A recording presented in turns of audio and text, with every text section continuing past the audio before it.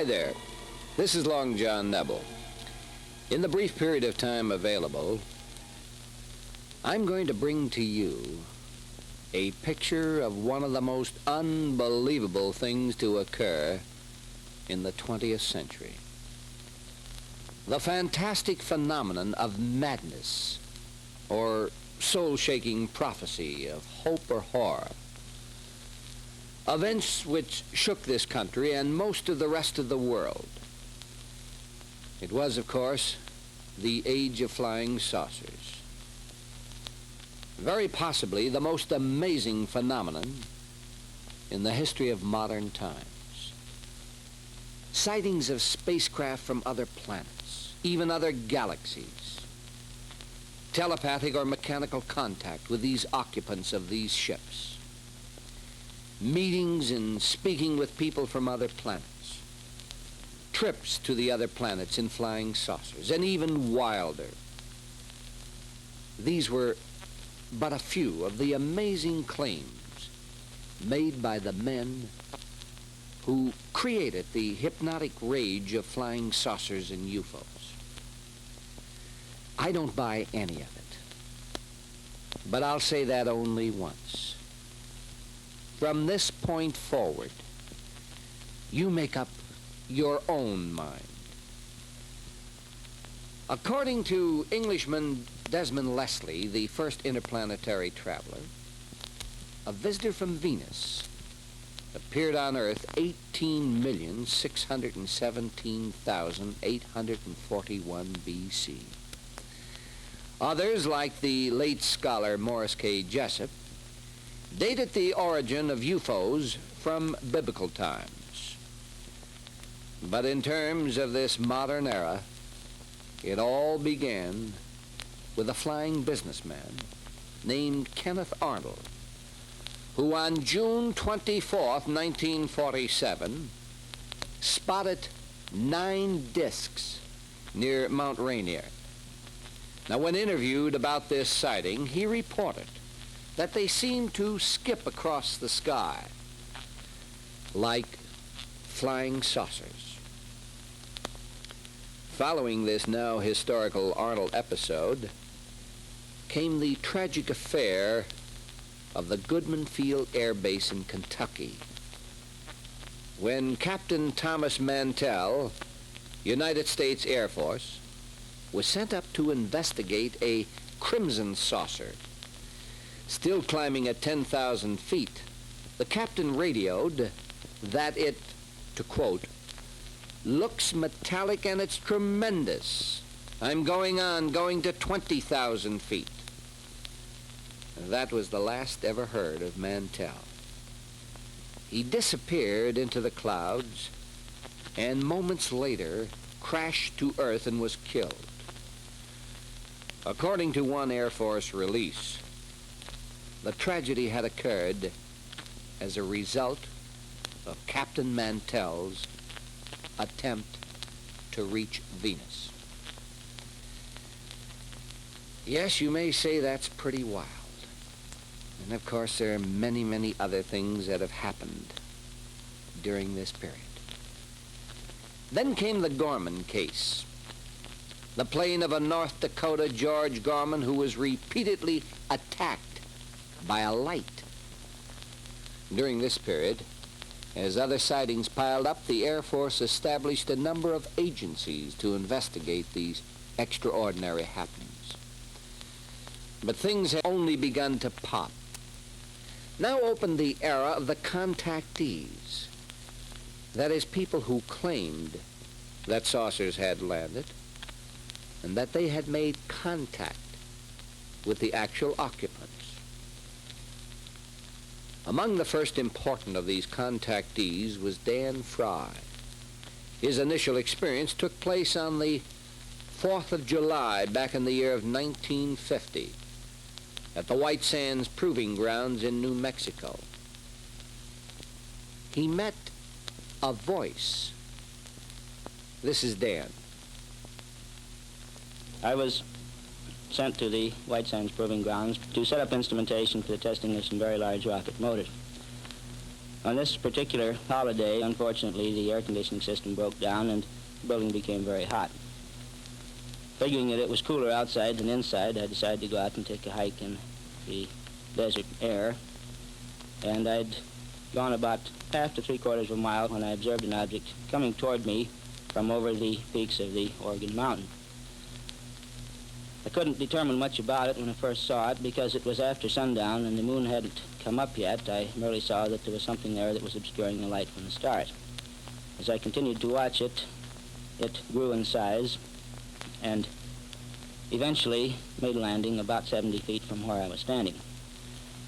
It was completely silent in operation. I observed no jet streams, no propellers, no outward evidence of the application of the force that controlled it.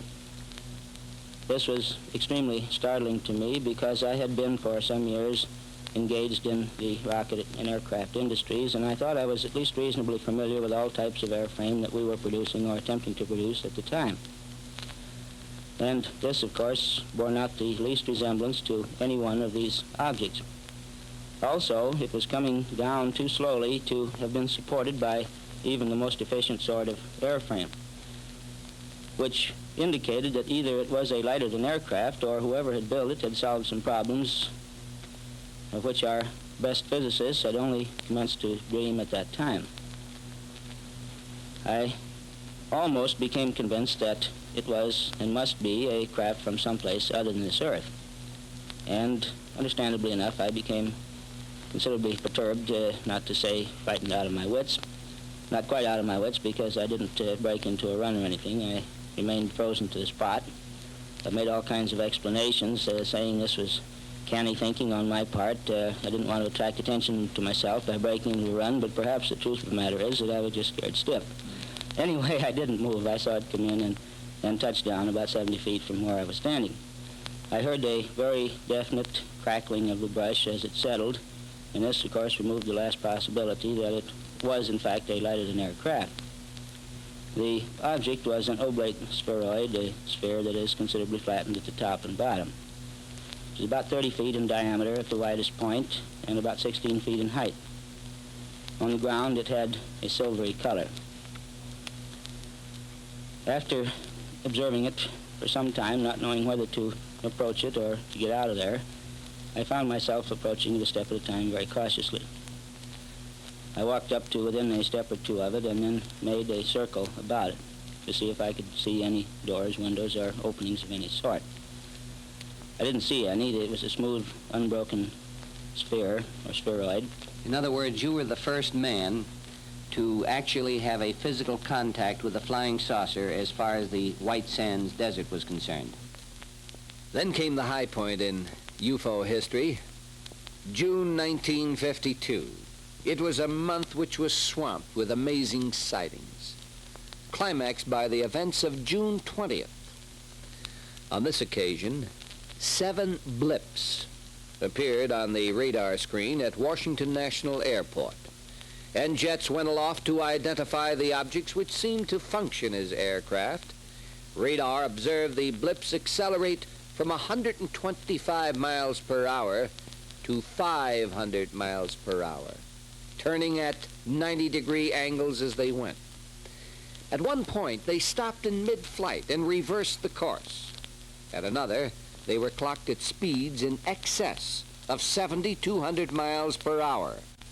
No answer, no solution, no explanation was ever provided. On Sunday, July 7th, 1952, one Truman Bethram claimed to have been contacted by a saucer some 300 feet in diameter. It was commanded by a gorgeous female named Aura Raines. Then on November 20th of that year, amateur astronomer George Adamski saw a saucer land, and he met the pilot of Venusian. This is George's description. A man was up there and waving to me. So I come up to this fella, and he had a funny suit on him, sort of a ski-type suit. And I thought it was one piece. Well, later, I have learned it's two-piece. George Adamski, I wonder if you could describe this man in detail to us. Yeah, a man about 5'7" to 8" inches, and I would say around 135 pounds of quite delicate hands, tapered fingers, and beautiful, very sharp eyes. Looked like they looked right through you. Sometimes you couldn't hardly tell whether he was really a man or a woman. And long hair, waving, resting on his shoulders. He kind of a half-away smile, and put his hand out to shake. And it was a palm-to-palm contact that way. And he smiled. He started telling me things, and I couldn't understand. And I finally got the idea. I want to know where he's from. I pointed to the sun, and I made one orbit, called it Mercury, named it, and then Venus, and then Earth, and pointed to myself and the Earth. And then I said, where are you from? He got the idea. He finally pointed to the sun, and he made one orbit, didn't say nothing. He made a second orbit, and he pointed to himself and to that orbit. Then that meant Venus. That's how I knew he was Venetian. But he couldn't talk to you. He could talk. He was testing my ability of receiving impressions, he told me later. So he did understand everything I said, except I didn't understand. When you say impressions, are you referring to telepathic communication? That's correct. All information we received silently. George, if you were a little doubtful, did he tell you that he was a man? He did, but even then I was a little bit doubtful. But you know, when nature calls, and that way. We established that. Well, we got over that. While we were standing there talking, trying to get some understanding between us, I saw a flash of lights go out, and I wonder where that come from, just like a mirror would do reflected, you know. And I looked around fast, and that's when I spotted the ship that the same ship that I photographed was hiding in this little cove. And I pointed to him, and I said, that's your ship. That's what I said. He nodded his head, and we walked all of 75 to maybe 90 feet from where we stood to this place. And that's where he finally told me to stay away from the ship, not get too close to it. It's on power. There was somebody else in it. You could see it, you know, shadow, somebody else in it. But talking, I forgot all about it, and I somehow pushed over, and this arm got caught under the flange, and the magnetic force, or whatever you want to call it, pulled it up suddenly and slammed it back down. And even now, unaware, sometimes this arm goes limp. He finally went in the ship, went up this hill, see, and went up on the flange there, and there was a door in there, and he went in there, and the way she took off, she went towards his mothership that I mentioned first. Later, I have learned how they get in and out. They have hatches at the bottom, or they come out through the side, which is certain, what appear to be portholes. Certain openings there, they can come right out of the side or out of the bottom. They usually return on the top, like a flat top, like a carrier, and then slide in down the chute.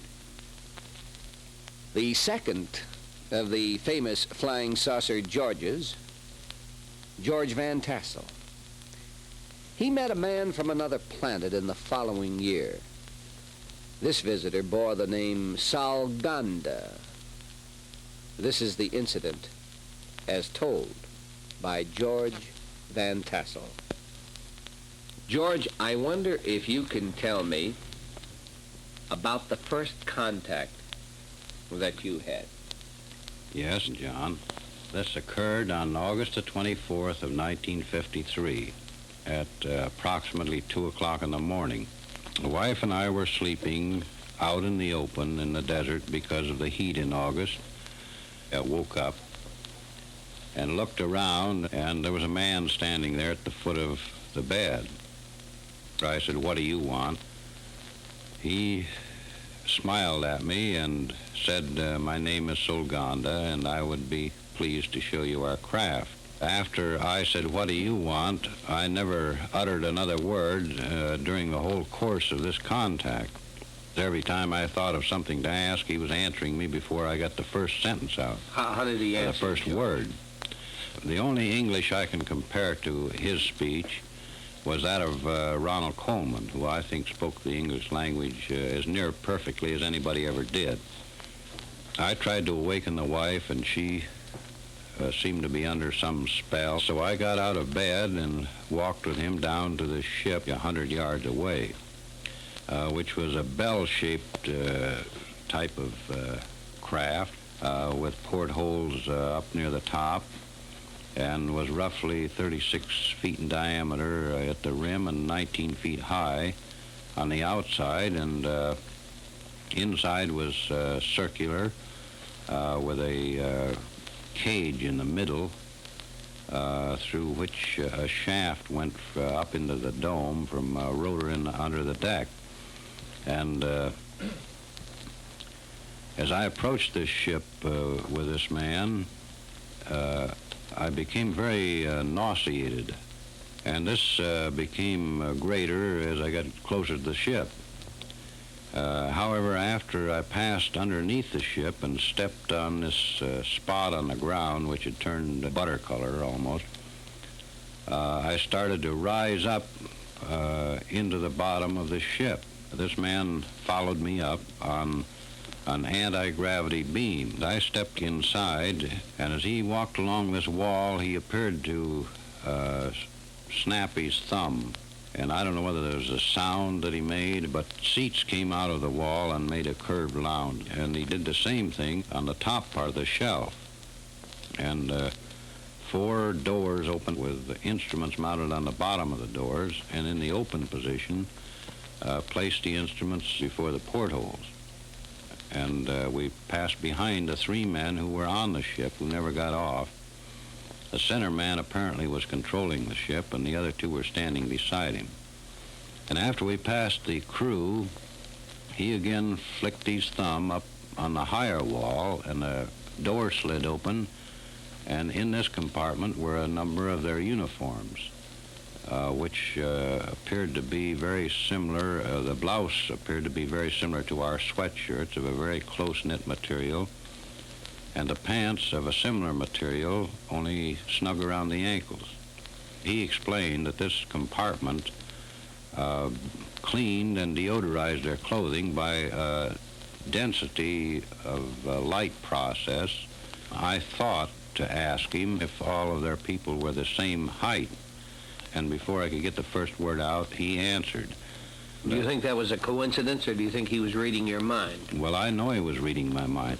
But you did not receive telepathically. No, he spoke in the finest English I've ever heard. And then, without any further information on the clothing, he walked to a hole in the deck. He just jumped down and remarked, stoop so you don't hit your head. In the center of this catwalk was a big rotor turning. And on the outside of the catwalk was another rotor turning in the opposite direction. Well, I could see where these 2 rotors apparently were geared together underneath the catwalk in order to coordinate their speeds and counteract the torque so the ship itself wouldn't spin. And this was apparently figured out so that the mass of both were the same, and therefore there would be no torque relative to the structure. This reminded me, I got the thought at the time of Ezekiel's wheels within wheels, because you couldn't describe a planetary gear system any better than saying wheels within wheels, or gears within gears. He stepped by me and climbed up through the hole, and I followed him. And then he walked over to the entry port, and he just stepped in that hole like there was something there to hold him. Well, when I got to the edge of the hole and looked down at the ground, about, I'd say, 14 feet down, I figured I was going to have to light with a normal impact of a jump from that height. So I scooted down on the edge of the hole and then just dropped in a squat position, ready to take the shock when I hit the ground, which would be normal to anybody that wasn't used to this anti-gravity beam. And then he walked back to bed with me, and he said they would return. And he walked back to the ship and apparently got aboard. The ship took off on about a 15-degree climb, and in a matter of about 7 seconds was just faded out in the distance. That was 53. You said that Salganda said that he would be back again. Has he ever contacted you since that time? No. It's possible that the most completely amazing and exciting flying saucer tales are told by the charming Orfeo Angelucci. Mr. Angelucci claimed that his original sighting was even before the Kenneth Arnold affair. It took place back in 1946. But his first contact didn't happen until 1952. However, as unbelievable as all that was, nothing compares for pure wildness with this story of Orfeo Angelucci. I entered the door, and at the table nearest the door was a very, very handsome man. And as I approached, he says, "Greetings, Orfeo. Sit down." And I said, "You have a third glass here. Is someone with you?" He looked at the glass, and he was surprised. He said, "I don't know how that happened, but I only ordered 2 glasses." He asked me to order. Then he asked me if I wanted a bottle of beer. I said, "No, not tonight." So he says, "Good." He lifted the pitcher of water from the table and poured it into my glass. Then he went into his pocket, and he said, "Then how about some of the best champagne in the world?" He took out a little pellet and dropped it in my glass, and it started to fizzle like his own. So he told me to call him nothing but Adam. 2 months ago, he had discovered he had 9 months to live. He had cancer, and it was incurable. Anyhow, he says, "Eat up. Let's dine and just get acquainted for the time being." I noticed that his glass was filling itself with water, but no one had poured it in there. So we went off for a while, and as the dessert approached, I heard music coming from the glass. There's subdued music. He said, "Wait a minute. On this pitcher here, the water was up to this black spot. Now it's down here." He said, "But the pellet." He went into his pocket, and he says, "Wait, I'm supposed to have 4. He took out the pellets, and only 3. He said what they were doing was sublimating the water or evaporating it from the pitcher into the glass by remote control, and sublimated the pellet in his pocket over into the glass so that no one ever actually saw the process." Of course, I know now that he had either experience with space visitors or that he himself was one.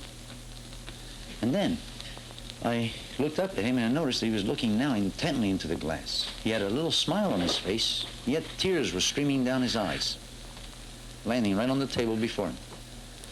I thought, God, what is it that he is going on? I looked at the glass, and now there was the figure of a girl dancing in it with blonde hair, a little miniature woman, just dancing to the music, and the music itself became more spirited as she danced. Never saw such dancing before. Immediately I thought, well, Adam is either recalling someone or he's had an experience out of this world, literally out of this world. When she disappeared, she never looked at me. She always looked toward him. But in the finale, when the music ended with a crash, she suddenly whirled and went on her knee and looked toward me. But she had a very grim aspect on her face, as though to say, "You don't know now, but you soon will why and what Adam is experiencing now." And with that gesture, that is when she got down on her knee, bowed like in a curtsy, and that grim look toward me, as much as to tell me, "You too will know what Adam is now experiencing someday," she completely disappeared. That was the end of the dance, and the music ceased. You know, that to me is the wildest and most beautiful of all the stories to arise from the flying saucer phenomenon. But what of the down-to-earth, rational evaluation of UFOs, that is, unidentified flying objects? Listen to one of the most famous and respected of news commentators in the history of radio, Mr. Frank Edwards. Why do I persist in regarding these so-called saucers as realities? Well, I do this because during the 12 years or so that I have been interested in these things, I've had reason to change my mind about them. At first, I thought they were some development of ours, and I'm sure there were a lot of other people in this country who thought that. But as the years went by and things happened, I realized, as did many other people, that these things, most of them, are nothing more than conventional objects seen under unusual circumstances and misconstrued by people who do not recognize them for what they are. But there is a small percentage of these things that simply cannot be explained away as conventional objects. And the Air Force certainly doesn't regard them as conventional objects because it has upon occasion issued orders to shoot them down. You don't shoot down hallucinations, and you don't shoot down atmospheric disturbances. You don't shoot down temperature inversions. These things have to be real and solid. Now, I belong to an organization called NICAP. The chairman of the board is Admiral Hillencutter. Our first one was Admiral Farney, the father of our guided missile and the man who coined the term guided missile. And he, like the rest of us on the board, and he said so publicly in his opening statement, he was convinced that these things came from somewhere in space and that they were entering our atmosphere and had been for quite a while, and that they were the work of intelligent beings and were certainly not subject to human control. And Admiral Farney said this, not exactly in those words, but that's as nearly as I can remember it. That was the gist of it. And now the chairman of the board is Admiral Hillencutter, the former head of Central Intelligence. Hillencutter it was in a position to know what was going on. We also have on the board Colonel Fournet, who headed one of the Air Force saucer research projects, who certainly was in a position to know what was known as far as our official research program is concerned. So many things have happened in this field that if you are close to it and have been able to get at some of the facts in it around the carefully laid censorship plans and the plan of deception and confusion that has existed and bad reporting too, you see that there is something substantial there, although we may not know what it is or where it comes from, and we certainly do not control it.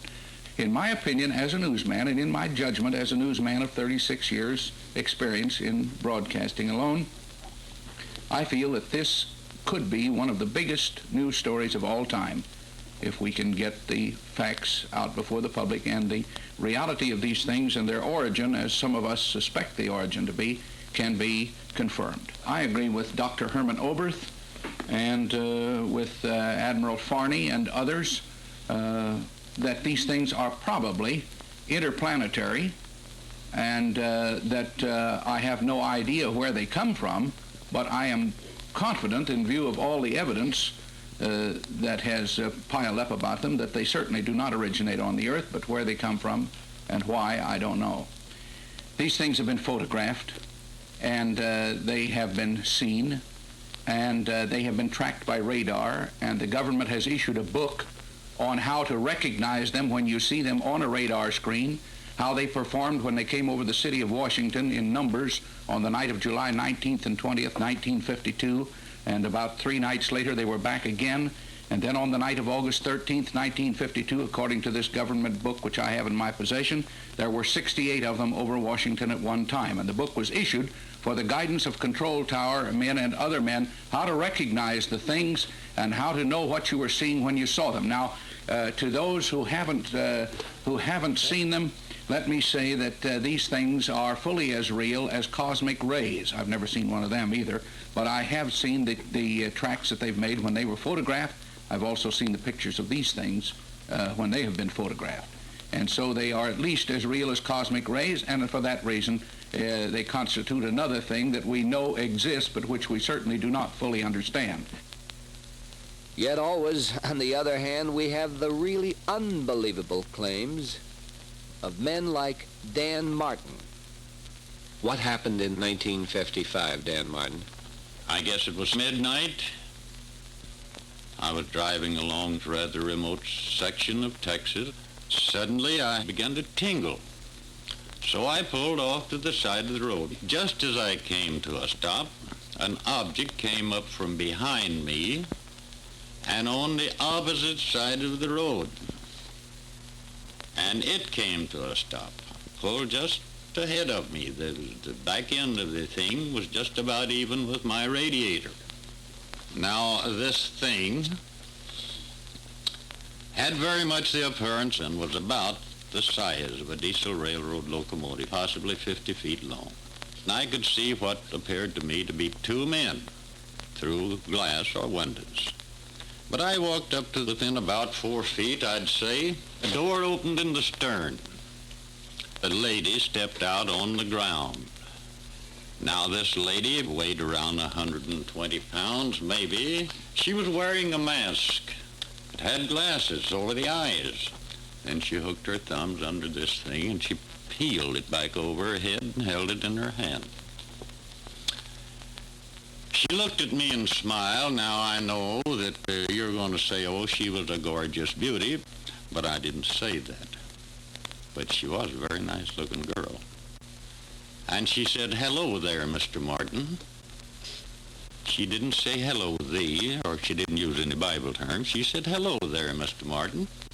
I said, hello, you. Then she told me that I would be contacted later and taken aboard a spaceship. And she told me that they were from the planet Mercury. I asked her why it was that she, being a lady, came out to talk to me when I could see that there were men aboard. Her reply was she was the only one aboard who could speak my language. Then I said to her, our scientists tell us that Mercury is so too close to the sun to afford or permit animal life, much less human life. At this, she smiled, and she said, well, you see me. Am I alive? Then she repeated that I would be contacted later, but she didn't say when, and that I would be taken aboard a spaceship. At that, the door opened exactly as it had before. The lady stepped back inside, and it took off. And in a matter of a couple of 2 or 3 seconds, it was out of sight. Getting back to serious saucer research, the most important independent investigating agency in the world is NICAP. That is National Investigations Committee on Aerial Phenomena. It is directed by retired Major of the U.S. Marines, Donald E. Kehoe. This is Major Kehoe. I wonder if you could tell us what the organization, NICAP, National Investigations Committee on Aerial Phenomena, does. In other words, what is the interest of the organization? Why do people become members of it? And what is its purpose? Well, Long John, the organization was created to try to get back of all the ridicule about flying saucers, to determine the facts, and to end the secrecy, which our group considered dangerous. It's composed of retired officers in all the services, airline captains, scientists, technicians, experts in various fields, besides members of most of the professions, and people in all 50 states and some 30 foreign countries. We analyze reports which are sent in to us by these members, also reports which are given us off the record by members of the military services. These things are evaluated by the scientists in our advisors panel and by our board of governors. Major Kehoe, you said that NICAP was formed with a thought in mind to end the secrecy. Has this secrecy come to a halt? And No. what was the actual secrecy? Well, the secrecy is based on Air Force Regulation 200-2, which prohibits all Air Force personnel from even mentioning these things with, quote, unauthorized persons, without permission from headquarters. There is also a federal law, the Espionage Act, which is invoked by the Joint Chiefs of Staff under J146, which prevents anybody from revealing a UFO report that's made under that order. You'll find that in most cases, people in the government or even on the airlines who have made official reports are unable to reveal these. Do you believe, Major, that there are such things as flying saucers? There is one type of UFO which is actually a flying saucer shape. That is the disk. Now, the Air Force itself said this back in its Project Grudge report, which they said the majority of of things reported to them described disc-shaped objects which had a diameter about 10 times that of their thickness, and they were capable of high speeds, accelerations, and so forth, and completely superior to anything we had. Now that is essentially a saucer-shaped device. But there's also the projectile-shaped device, which is the second one most commonly seen, and that's not a saucer. But most people talk about any unidentified object, so I have accepted the fact that there are saucer-shaped objects. But they are unidentified at the present time. As to the source, as to the purpose, and just about everything connected with them, even their propulsion. And we speculate about it, but we do know, or we're convinced that they're not from any nation on Earth. They're well, then, in other words, you're implying, Major Kehoe, that evidently they are coming here from other planets. That's right. Well, this is the conclusion of the majority of our Board of Governors and technical advisors. And as a group, you feel that these UFOs, or flying saucers, are coming here or hovering over this planet, and they are coming here from other planets. Is that about it, sir? That's correct. They've been seen, they've been pursued by jets, they've been photographed, triangulated by radar, they've been paced over measured distances, they have outsped every jet that's gone after them, they've engaged in maneuvers that are completely impossible for anything that we know. Incidentally, the Air Force itself came to this conclusion long ago in a top secret estimate, which they have been denying ever since it leaked out, but it was confirmed by their former project chief, Captain Ruppelt, and the existence of that document has been confirmed in a very careful statement by Major Fournet, who was the monitor on the project. Now, when he saw it, it was still top secret, so he can't say what was in it, but he says it did exist, and the Air Force statement that it didn't is untrue.